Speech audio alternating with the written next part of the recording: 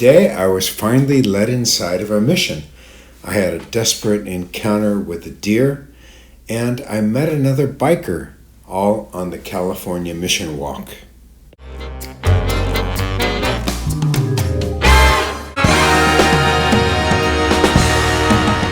I'm getting used to waking up in a different hotel every morning, and that's what happened this morning at the Santa Maria Travelodge.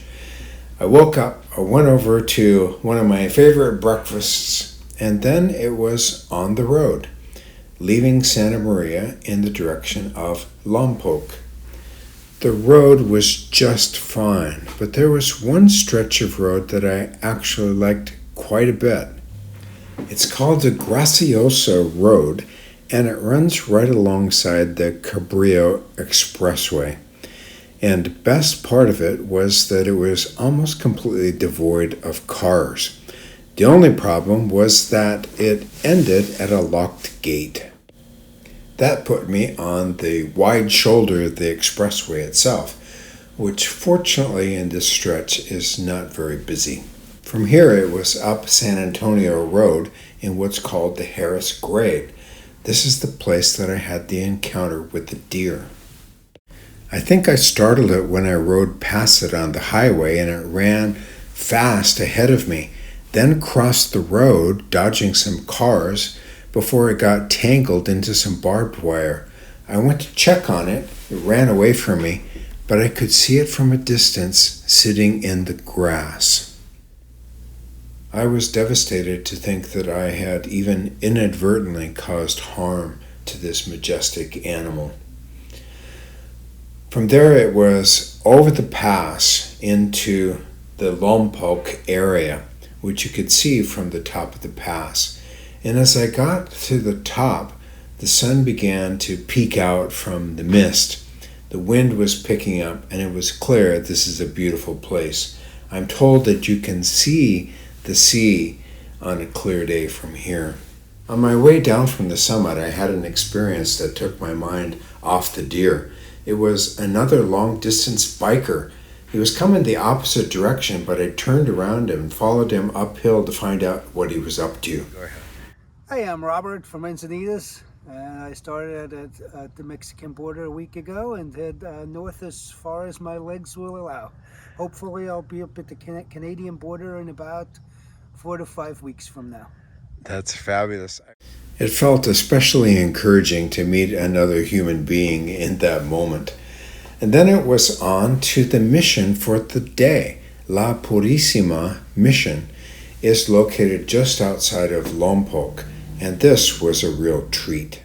I came at the mission from the north, which put me on to the El Camino Real, the original road or pathway that connected California north to south. And I followed it until I came to the back buildings of the mission.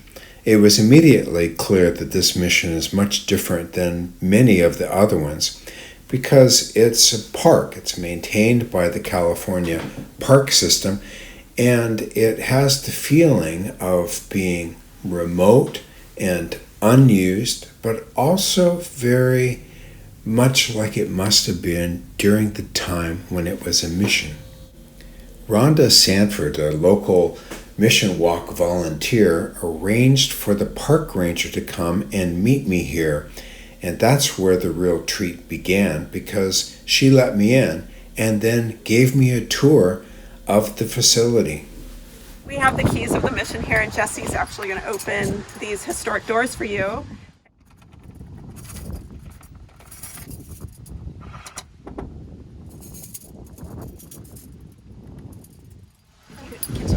Thanks.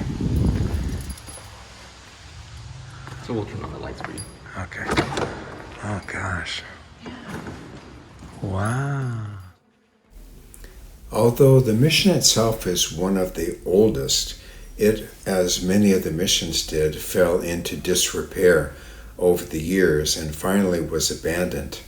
But in the 1930s, the mission was restored, and it was closely modeled on the interior decoration of the San Miguel mission, which had many different frescoes on the wall, some of them painted by the natives. It had been on my mind, so I decided to ask Anne, the park ranger, about the relationship between the Native Americans and the first priest to appear on the scene. And it starts off a really good relationship, but what happens is that the things that are brought in by the Spanish, the livestock, is very detrimental to the environment and also to the health of the Native Americans. They actually don't have immunity to the diseases like cowpox brought in by the cattle and chicken pox brought in by the poultry. And so it's, it's tragic because that's where you start seeing that disease sweep through, and they become less able to live in their traditional lives that they were accustomed to, and they have to make that choice. Are we going to go live at the mission, or are we going to try and continue living here? And so it's a really huge change for them, both relationally and like their world, but also environmentally and through their own health, being able to continue. So they come to live here at the mission, a lot of them. In fact, by 1803, I think most, if not all, Chumash were living at a mission within their territory, and there's actually 5 in the Chumash territory. Oh, wow. So. Ranger Ann's understanding of the mission and her historical background made this a super learning experience for me, and I know I will never forget my moments here at Mission La Purisima. It's one of the highlights of my trip. From there, it was on to Lompoc, a town in the midst of a valley not very far from the sea. That's my overnight. Rhonda Sanford had alerted me to this festival of murals on buildings in the south part of town. So I toured those and then joined Rhonda and her husband Wayne as their guest at a lovely dinner. We talked about Rhonda's walk on the California Mission Walk. We talked about our families and also what's ahead down the trail as I continue on the road. As I rode into Lompoc today, I discovered that I'd broken another spoke. So that means that it's bike repair time before I go to bed. I've got to get my bike ready for a couple of tough days of trails.